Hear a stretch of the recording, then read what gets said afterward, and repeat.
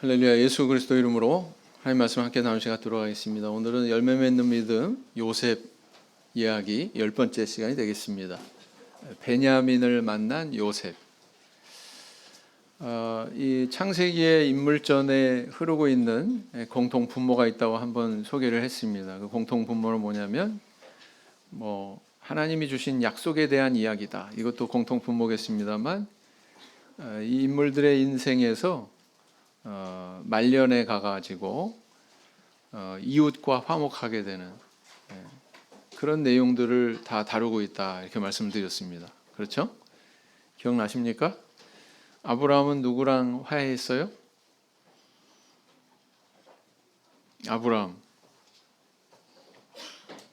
그랄 땅에 있는 아비멜렉과 군대 장관 비골이 찾아와서 같이 화목했다고 그랬죠? 이삭의 때도 역시 마찬가지였습니다. 그 다음에 이제 또 야곱은 외삼촌 라반하고 화목하는 예행 연습을 했었고, 또 형 에서와, 사실 이게 본 게임이었죠. 형 에서와 상봉해서 화목하게 되는 그런 복을 누리는 것을 보게 됩니다. 요셉 이야기에서도 마찬가지라고 그랬죠. 요셉이 어떻게 형들과 화해하고 한쪽에서 용서하고 또 다른 쪽에서 용서받는지, 받았는지 안 받았는지 여기에 대한 것들을 다루고 있다 이렇게 말씀을 드렸습니다. 그래서 그 과정에 대해서 굉장히 장황하게 많은 분량을 다루고 있다. 오늘 다루실 내용은 바로 그 용서를 향해서 나아가는 용서받고 용서하고 또 화목하고 하는 그 자리에 나아가는 과정에 대해서 다루고 있는 이야기다 이렇게 볼 수가 있습니다.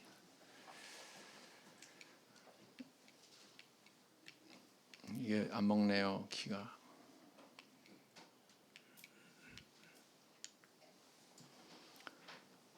자, 그럼 우리 오늘 본문을 한번 읽어보실까요? 저와 같이 한 절씩 교독해서 읽어보시겠습니다.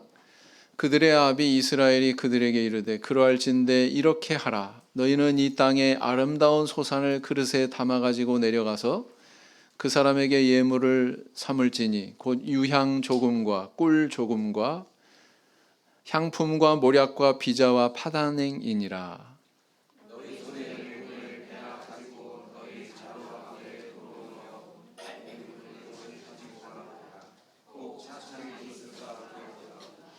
내 아우도 데리고 떠나 다시 그 사람에게로 가라.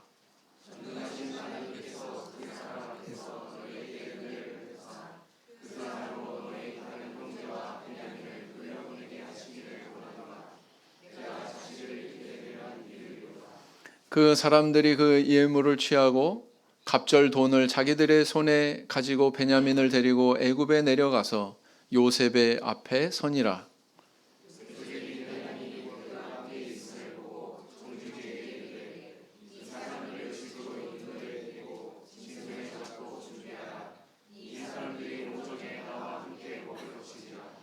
그 사람이 요셉의 명대로 하여 그 사람들을 요셉의 집으로 인도하니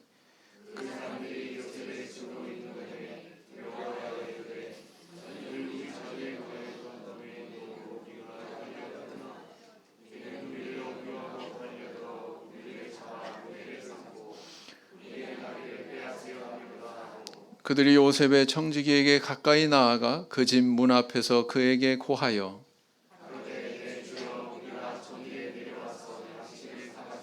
객점에 이르러 자루를 풀어본즉 각인의 돈이 본수대로 자루 아구에 있기로 우리가 도로 가져왔고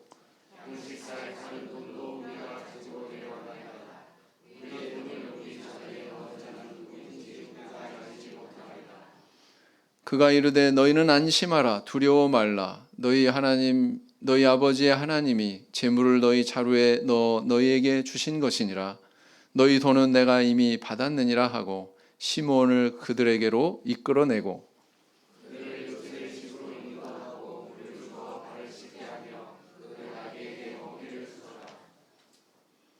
그들이 여기서 먹겠다 함을 들음으로 예물을 정돈하고 요셉이 오정에 오기를 기다리더니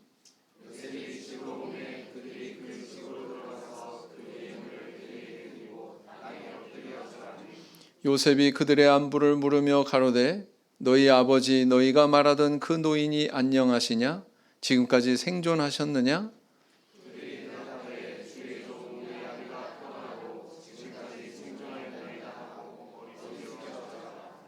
요셉이 눈을 들어 자기 어머니의 아들 자기 동생 베냐민을 보고 가로되 너희가 내게 말하던 너희 작은 동생이 이냐?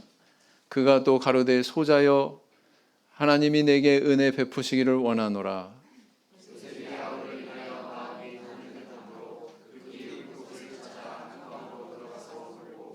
얼굴을 씻고 나와서 그 정을 억제하고 음식을 차리라 하매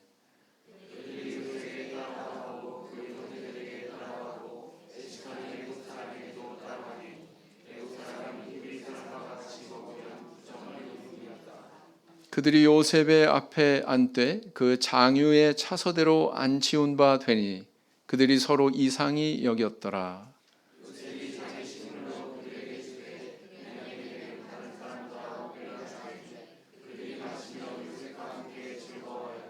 네. 오늘 본문을 보시면은 요셉이 형들을 대하는 태도와 요셉을 향한 형들의 몰이해가 이해하지 못한다는 거죠. 아주 극명하게 이렇게 대조를 이루면서 전개가 되고 있습니다. 그래서 요셉과 같이 이렇게 마음을 열고 용서한 사람은 용서를 했을까요? 안 했을까요? 이게 미리 얘기가 나오면 안 되는데 했을까요? 안 했을까요? 거기에 대한 건 이제 조금 뒤에 이제 풀어보기로 하고 형들에 대한 그런 요셉의 태도와 마음 그리고 또 요셉을 향한 그런 형들의 마음이 전혀 다르죠. 완전히 다르죠. 이건 우리에게 오늘날 뭘 이야기해 주나 어떤 걸 교훈하고 있나 이런 것들을 생각해 볼 수가 있겠습니다. 자, 먼저 잘 읽으셨는지 한번 살펴보겠습니다. 야곱이 아들들에게 명령한 대로 애굽에 내려가게 준비한 예물은 무엇이었는가? 11절 12절 보니까 나와 있죠. 뭘 준비했어요? 유향 조금, 그 다음에 꿀 조금, 향품, 모략, 비자, 파단행 뭐 이런 것들을 준비를 했다고 그랬습니다. 이게 뭔지 아세요? 잘 안 와닿죠? 잠시 뒤에 이제 슬라이드를 통해서 확인해 보도록 하겠습니다. 여기서 조금 그런 걸로 봐서 굉장히 그 소유한 것이 박했다. 그렇게 넉넉하지는 않았다라는 것을 반영을 하고 있고요. 이거 이외에 또 뭘 준비를 했습니까? 본래 양식값보다 2배 많은 돈을 준비를 합니다. 자, 요셉은 다시 만난 형제들을 위해서 무엇을 베풀고자 했는가? 16절에 보니까 뭘 베풀려고 했어요? 베냐민이 그들과 함께 있는 것을 보고 이렇게 기록하고 있습니다. 성경에 함께 있는 것을 보고 베냐민이 살아있구나. 나에게서처럼 그렇게 동생한테 해코지하거나 그러지 않았구나 라는 사실을 확인했죠. 그리고는 이제 오찬을 같이 하게 됩니다. 점심 식사를 이야기하는 거죠. 자, 요셉의 집으로 인도된 형제들은 요셉이 자신들을 어찌할 것이라고 상상했는가? 18절에 보니까 어떻게 할 거라고 상상했습니까? 두려운 감정을 느꼈어요. 왜 두려운 감정을 느꼈습니까? 과거에 뭔가 오해받을 만한 그런 상황이 벌어졌었죠? 네. 자루에 넣어뒀던 돈의 일 때문에 우리를 이렇게 억류하고 달려들어서 노예로 삼을 것이다 이렇게 상상을 했다는 거예요. 전혀 다르죠. 사실과 전혀 다르죠. 이렇게까지 괴리될 수 있구나. 자, 베냐민을 본 요셉의 심정은 어떠했으며 그로 인해 어떤 행동을 나타냈는가 그랬습니다. 어떻게 행동했어요? 마음이 타는 듯 했다 이렇게 표현하고 있고 그로 인해서 안에 들어가서 울다가 이쪽 그 요셉의 일대기 이야기를 쭉 보면 요셉이 울었다라는 표현이 몇 번 반복해서 나옵니다. 그렇죠? 그런 순간들을 잘 한번 포착을 해보시기 바래요. 안방에서 울고 얼굴을 씻고 다시 진정한 다음에 나오는 그런 모습을 보이게 되죠. 이걸 굉장히 성경은 있는 그대로 자세하게 이렇게 묘사를 하고 있습니다. 요셉이 형제들에게 베푼 식사 자리의 분위기는 어떤가? 34절에 보니까 어떻게 기록하고 있어요? 여기도 명절이 벌어졌어요. 명절 잔치가. 형들이 요셉과 함께 즐거워했다. 이렇게 기록을 하고 있습니다. 베냐민에게는 얼마나 줬어요? 5배나 줬다. 이렇게 기록을 하고 있습니다. 굉장히 그 좋은 그런 분위기고 굉장히 화목한 것처럼 이렇게 이야기하고 있죠. 자, 요게 바로 그 향유를 채취하는 나무예요. 이스라엘 가면 이런 나무가 있습니다. 향유를 어떻게 채취하느냐? 우리 성도님들 그 소나무 진액을 보신 적이 있나요? 소나무에 상처가 나서 송진이 이렇게 스며 나오는 거 보신 적이 있나요? 네. 이렇게 상처를 일부러 낸 거예요. 이거는 상처 낸 다음에 저 받침 같은 걸 이렇게 괴어놨죠. 그럼 이제 여기서 액이 흘러나옵니다. 이 상처를 치료하기 위해서 나무가 스스로 내는 액이죠. 송진하고 똑같습니다.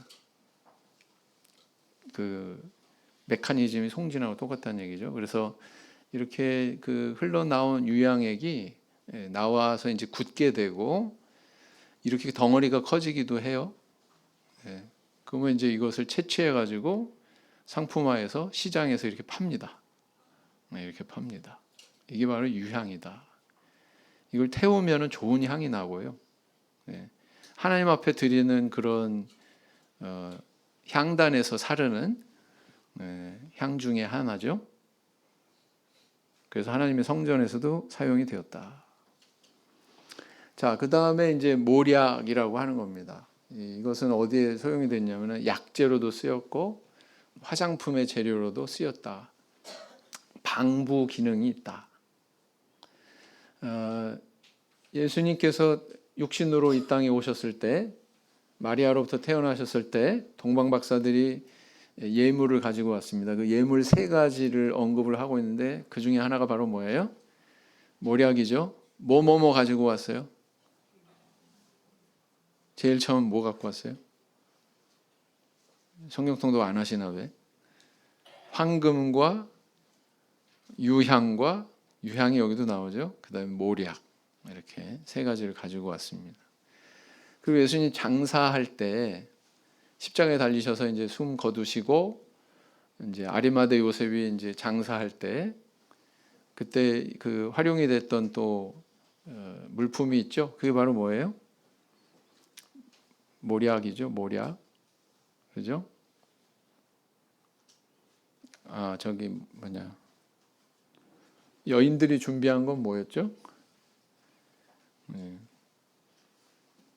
그렇습니다.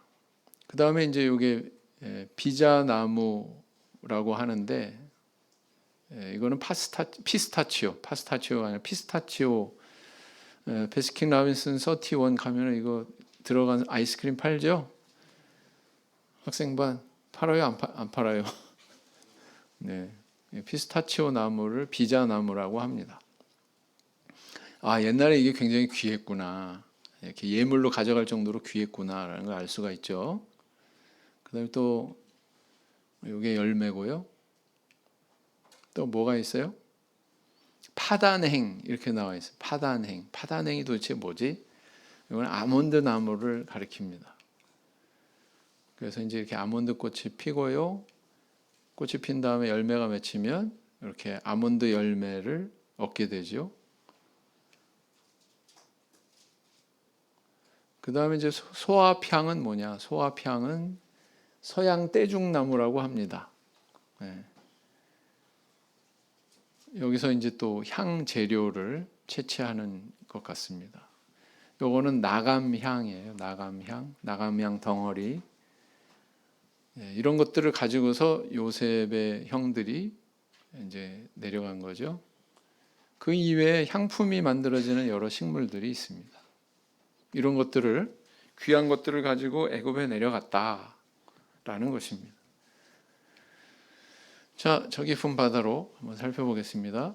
야곱은 애굽에 내려가는 아들들에게 2배의 양식비와 더불어 여러 가지 예물을 가지고 내려가라고 명령한 배경에 대해서 이야기해보자 그랬습니다. 왜 이런 거 가지고 가라고 그랬어요? 과거에 1차로 애굽에 내려갔을 때 올라와서 그 곡식 자루에 주둥이를 열어보니까 거기에 뭐가 있었어요? 돈이 있었어요. 양식값으로 치르려고 했던 그 돈이 그대로 그 아구에 넣어져 있었다는 사실을 발견하게 되죠. 우리는 이럴 의도가 없었는데 굉장히 커다란 일로 이제 인식을 한 거예요. 큰 사건으로 인식을 한 겁니다. 사실은 이거 누가 한 일이다? 요셉이 한 일이죠. 어떤 누명을 쓰거나 뭐 도적질했다고 이렇게 누명을 쓰거나 또 뭔가 속이려고 했다고 하는 그런 오해할 수 있는 여지를 남기지 않으려고 이렇게 예물을 준비하는 것을 보게 됩니다.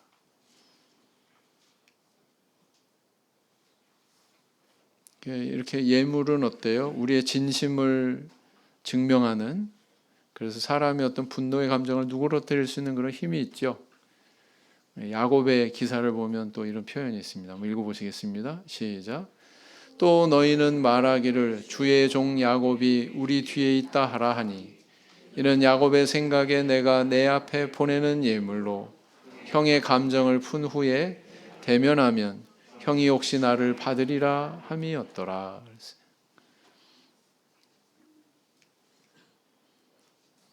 그 다음 두 번째, 요셉이 형제들과 같이 식사를 하려고 했다는 사실에서 알 수 있는 요셉의 마음 상태에 대해서 이야기해보자 그랬습니다.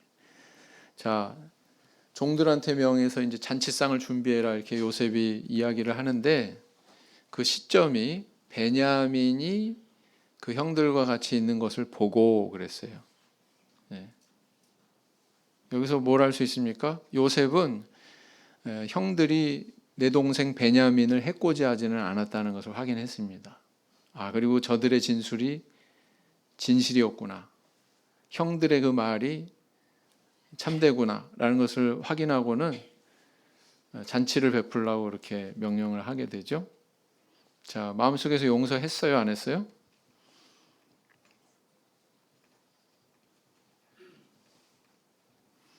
거기에 대한 답은 조금 있다가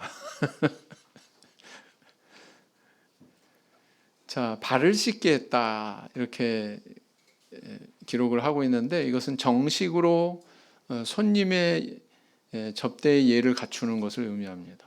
그래서 이 시대에는 뭐예요? 손님한테 가장 먼저 접대하기 전에 하는 행동이 뭐냐면은 씻을 수 있게 배려하는 거였죠. 씻을 수 있게 발도 씻고 손도 씻고 그다음에 이제 함께 식사를 하는데 식사하기 전에 또 뭐라 그래요? 부친과 베냐민의 그런 생사를 확인하는데 부친에 대해서 물어보죠. 부친의 안녕에 대해서 이렇게 물어보는 그런 모습을 보게 됩니다. 그래서 이런 가족들의 그 안부에 대해서 확인한 다음에 이제 이런 그 같이 식사를 하는 그런 명령을 내리게 되는 거죠. 자, 그런데 제가 이제 여쭤볼게요. 이쯤 되면 요셉이 사실은 나 요셉이에요. 이렇게 나올 수 있지 않을까요? 그렇지 않을까요? 근데 정체를 밝혔어요? 안 밝혔어요? 안 밝혔죠? 그러면 요셉은 형들을 완전히 용서한 거예요? 안 한 거예요? 용서라고 하는 단어는 뭐 우리가 쓰는 많은 단어들이 그렇지만 사회성을 담고 있습니다. 무슨 얘기냐? 혼자서 하는 게 아니에요. 용서는. 그죠? 용서하는 자가 있고 용서받는 자가 있고 마음이 하나가 돼야지 이게 용서라는 게 가능한 건데 자, 요셉은 형들을 100% 완전히 용서한 겁니까? 형들은 요셉의 용서를 받아들인 겁니까? 아니죠? 요셉은 자기 정체를 밝히지 않은 것을 통해서 아직은 그 마음의 빗장이 다 열리지 않았다는 것을 분명히 보여주고 있습니다. 한번 잠언 18장 19절 말씀 한번 읽어보실까요? 시작.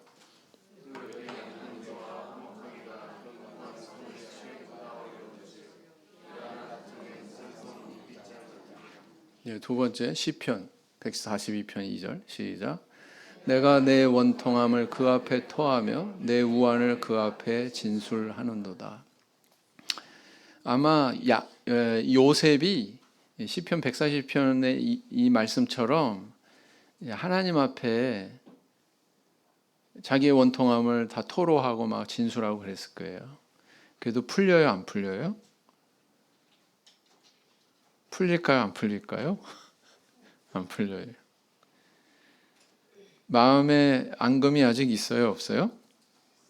있어요.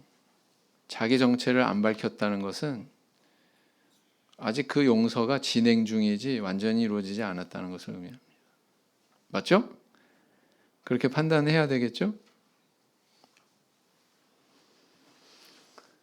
그 다음 세 번째, 요셉이 자신의 정체가 노출될 수 있는 행동을 보인 점과 아직도 알아차리지 못한 형제들의 모습에 대해서 이야기해보자. 아까 제가 서두에 말씀드리기를 이 두 가지 모습이 서로 극단적으로 대조적으로 이렇게 그려지고 있다고 그랬습니다. 형들에 대한 요셉의 태도, 요셉의 말, 그 다음 요셉에 대한 형들의 무지함, 깨닫지 못함, 이런 것들이 서로 대조를 이루고 있다고 그랬죠.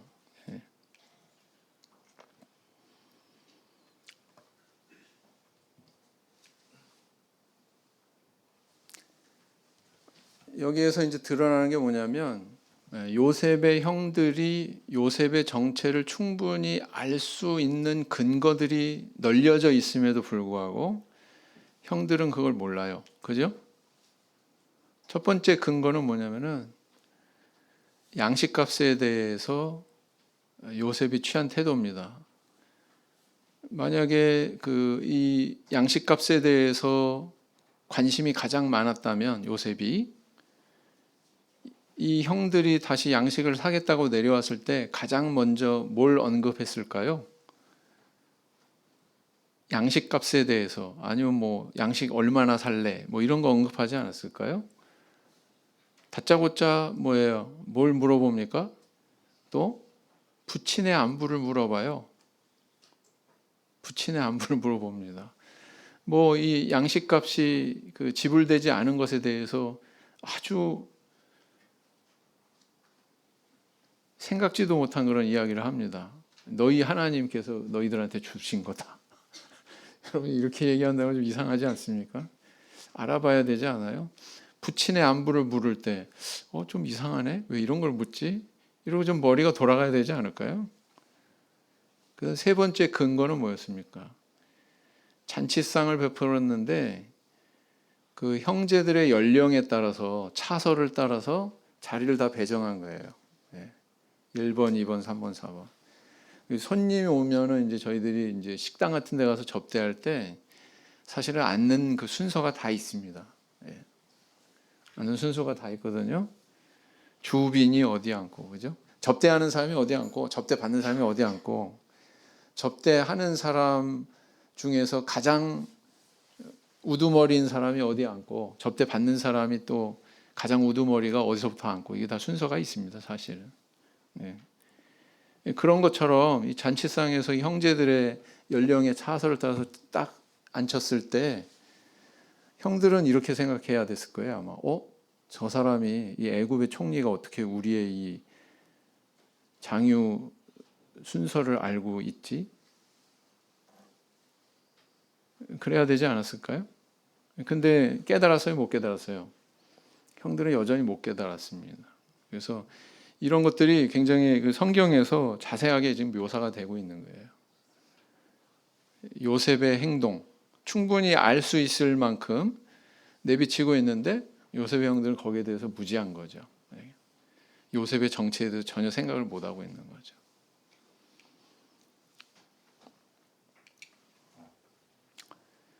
사실 이제 이 요셉과 형들의 모습은 어찌 보면 제가 이제 전에 그렇게 말씀드렸어요. 요셉은 신약 시대에 와서 누구를 상징하고 있다? 예수 그리스도를 상징하고 있다. 예수 그리스도의 그림자적인 인물이 바로 요셉이다. 이런 말씀을 몇 차례 드렸어요. 연거푸 드렸습니다. 그래서 어떻게 보면 그런 관점에서 보면 요셉은 바로 예수 그리스도 또는 하나님, 우리의 모든 것을 보고 계시고 우리의 행사를 저울질하고 계시는 그런 하나님을 상징하고 있고, 요셉의 형들은 바로 그런 관심과 사랑을 받고 있는 우리 자신을, 인간 죄인을 상징하고 있다, 이렇게 볼 수가 있죠. 네, 그렇습니다. 요셉의 정체가 이렇게 숨겨진 것처럼 우리 인간한테 하나님의 존재는 감추어져 있습니다. 하나님이 어떤 분이다라는 것도 감추어져 있고요. 그래서 우리가 잘 깨닫지 못해요. 사람이 그런 내용에 대해서 지금 상징하고 있다, 이렇게 볼 수가 있습니다. 욥기 9장 11절 말씀. 욥은 하나님에 대해서 어떻게 고백하고 있었나요? 9장 11절 읽어보겠습니다. 시작. 그가 내 앞으로 지나시나 내가 보지 못하며 그가 내 앞에서 나아가시나 내가 깨닫지 못하느니라. 이사야 45장 시작. 구원자 이스라엘의 하나님이여 진실로 주는 스스로 숨어 계시는 하나님이시니이다. 또 시편 11편 시작. 여호와는 의로우사 의로운 일을 좋아하시나니 정직한 자는 그 얼굴을 배우리로다. 이 하나님은 이렇게 숨어 계시는 분인데 또 언제 발견이 된다고 얘기하냐면 정직한 자, 그죠? 마음이 청결한 자, 그는 하나님을 본다고 이렇게 이야기하고 있습니다. 그래서 우리 하나님께서는 마치 요셉이 형들의 그런 일거수일투족을 다 보고 있는 것처럼 다 우리 인간의 온갖 언행 심사를 다 알고 계신다, 다 보고 계신다라는 거죠. 사무엘상 2장 3절 읽어보겠습니다. 시작. 심히 교만한 말을 다시 하지 말 것이며 오만한 말을 너희 입에서 내지 말지어다.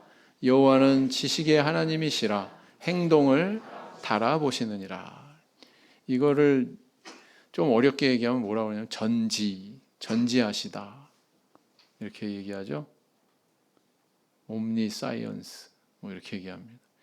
욥기 11장 11절 시작.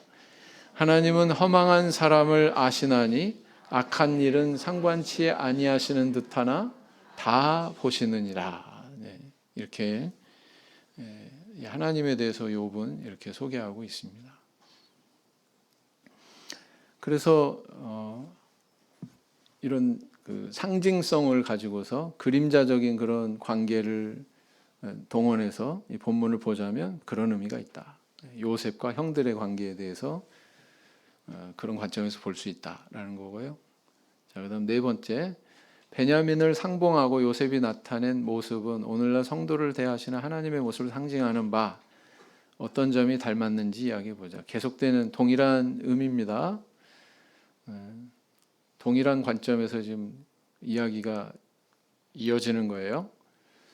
외적으로는 굉장히 엄한 듯 보이지만 요셉이 그러했죠. 내적으로는 따뜻한 그런 배려가 다 녹아져 있어요. 지금 다 드러내고 있습니다.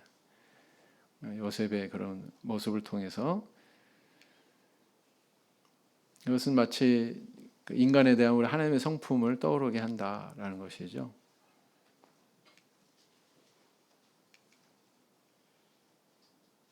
성경에는 어떻게 하나님에 대해서 증거하고 있습니까?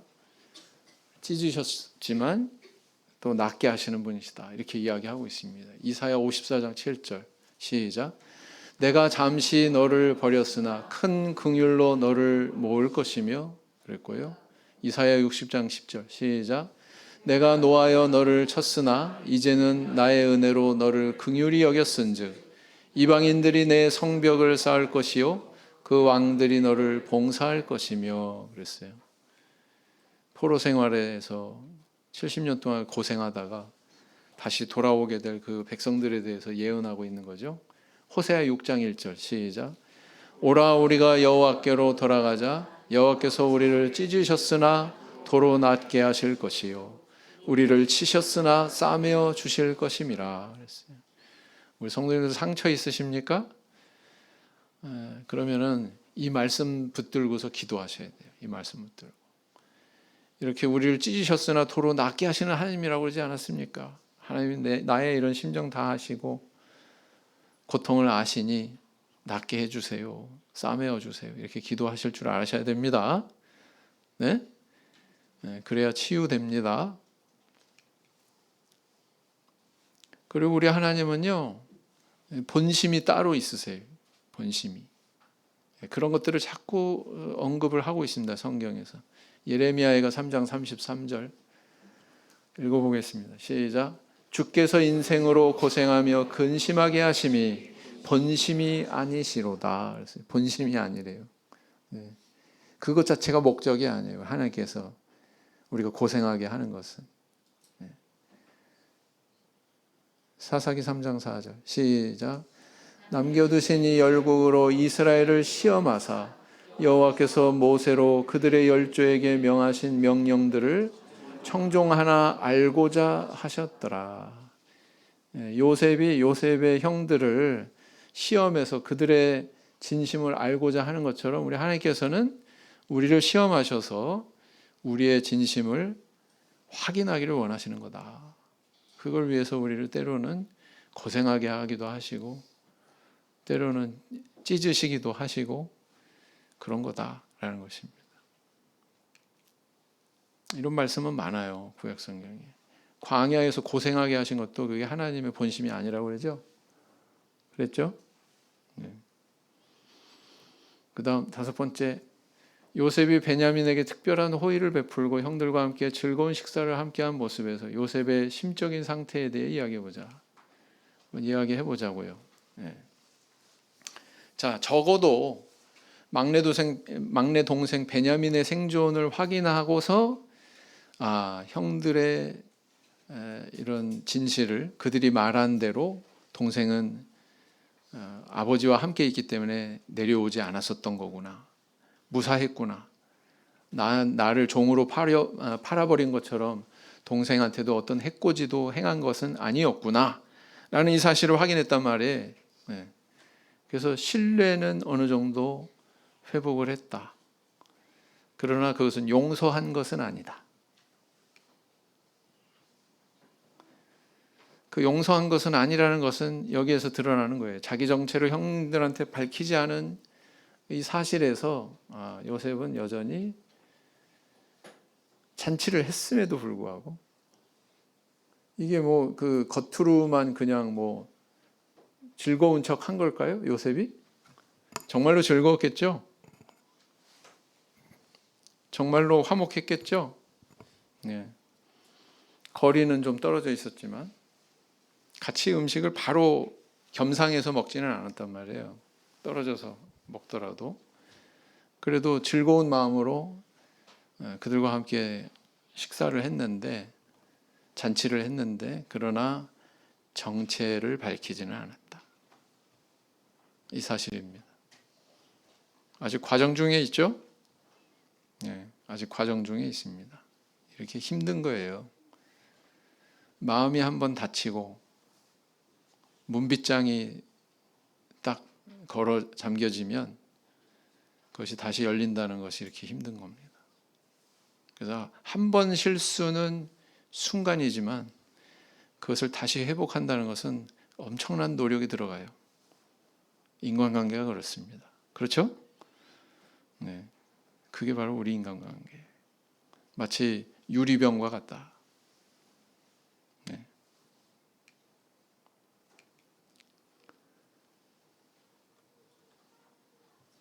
사실은 그 마음속 깊은 곳에서부터 형들에 대한 미움의 그림자는 또는 의심의 그림자 이런 것들은 요셉이 하나둘씩 지금 걷어내고 있는 과정이다 이렇게 볼 수가 있습니다. 왜요? 잔치 베풀었잖아요. 돈도 그 자루에다가 다 넣었었잖아요. 그죠? 잠언 19장 11절 읽어보시겠습니다. 시작. 노하기를 더디하는 것이 사람의 슬기요 허물을 용서하는 것이 자기의 영광이니라. 골로새 3장 13절 시작. 누가 네게 혐의가 있거든 서로 용납하여 피차 용서하되 주께서 너희를 용서하신 것과 같이 너희도 그리하고 그랬어요. 그래서 그리스도께서는 이미 우리에게 용서의 표본을 보여주셨다. 십자가에서 분명히 그것을 우리한테 가장 강렬하게 보여주셨다라는 것입니다. 그래서 그런 빚을 진 우리도 그런 용서를 베풀어야 된다고 이렇게 성경은 가르치고 있습니다. 근데 그게 쉽지가 않죠. 아까도 얘기했지만 용서는 용서하는 자가 있고 용서받는 자가 있고 혼자 하는 거 아니에요. 용서는 혼자 하는 게 아닙니다. 둘이 분명히 해결이 돼야 된다고 성경은 가르치는 겁니다. 밀양이라고 하는 그런 영화를 혹시 보신 적이 있나요? 네. 거기에 보면은 남편을 잃고 그 외동 아들을 키우던 여인이 그 아들마저 잃습니다. 그 범인은 누구였냐면은 아들을 죽인 범인이 어린이집 그 원장이었나? 뭐 그렇죠? 그래서 이 사람이 이제 나중에 범죄 사실이 밝혀져서 감옥에 가는데 그로 인해서 이 여인은 굉장히 마음의 괴로움을 느끼면서 교회를 다니기 시작합니다. 교회를. 하나님 앞에 그냥 이 사람을 용서하게 해달라고 눈물로 항상 기도하고 막 그러다가 나중에 내가 용기를 내서 감옥에 가서 그 사람한테 당신을 용서합니다. 얘기를 해야 되겠다. 그리고 감옥을 찾아가죠. 근데 어떤 일이 벌어져요? 예수 믿으시냐고. 사실은 나도 감옥에 와서 예수님을 믿고 지금 마음의 평화를 누리고 있습니다. 이렇게 얘기하죠. 그건 예수님이 가르친 용서가 아닙니다. 그 여인이 그 이야기를 듣고 기가 막혀서 사과는 하지도 못하고 나와가지고 교회 집회가 열린 그 장소에 가서 가요를 틉니다. 가요 제목 가사말 중에 일부가 뭐냐면은 거짓말이야 거짓말이야 거짓말이야 거짓말이야. 그죠? 그 영화로 인해서 아마 기독교에 대한 그런 반감이나 불신을 야기하는 그런 영향력이 굉장히 컸던 것 같아요. 사실은 그게 기독교가 가르치는 용서가 아닙니다. 자기 혼자 마음의 평화를 누린다고요? 주님께 용서받았다고요? 성경이 가르치면 뭡니까? 너 제사 드리려고 하다가 남하고 불화한 거 생각나면 그 사람한테 찾아가서 화목한 다음에 나한테 다시 와서 제사 드려라. 이게 주님께서 우리한테 가르쳐 주신 교훈이죠? 맞죠? 그래서 용서는 혼자 하는 게 아니에요. 그건 용서가 아닙니다.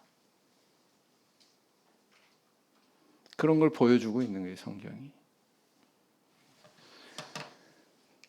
자, 그래서 오늘 내게 주시는 음성은 이런 거다 이렇게 생각해 볼 수가 있습니다. 나는 모든 것을 보고 계신 하나님을 인정하고 그 옆에 겸손한가? 하나님은 다 보고 계신다. 마치 그 요셉의 형들의 모습을 다 이렇게 지켜보면서 꿰고 있는 것처럼 이렇게 다 보고 계시는 분이다. 그걸 우리 알아야 되겠죠. 나는 신실함이 증명된 사람을 용서하고 화목하고자 노력하고 있는가? 중요한 거죠. 나는 하나님의 성품에 대해서 깨닫고 그분과 친밀한 관계에 있는가? 하나님의 성품에 대해서 엄하고 벌하고 저주하고 징벌하고 이러는 분으로만 만약에 인식하신다면 바로 왕의 그런 신에 대한 인식 수준밖에는 안 된다. 우리 하나님은 그런 분이 아니죠. 바로 왕과 이집트 애굽의 백성들이 인식하는 하나님 정도밖에는 안 되는 그런 식으로 하나님을 인식하시면 안 됩니다. 우리 하나님은 자비로우신 분이고 좋으신 분입니다. 때로는 나를 힘들게 할지라도 거기에 우리 하나님의 사랑의 의미가 담겨 있는 거예요. 그죠? 고난이 없으면 너희가 사생자다. 하나님의 친자녀가 아닐 것이다. 라고 히브리서 기자가 교훈하고 있잖아요. 네, 그런 것이다. 자, 이런 내용들을 우리가 교훈 삼을 수 있어야 되겠습니다. 오늘 여기까지 살펴봤습니다. 묵상하시겠습니다.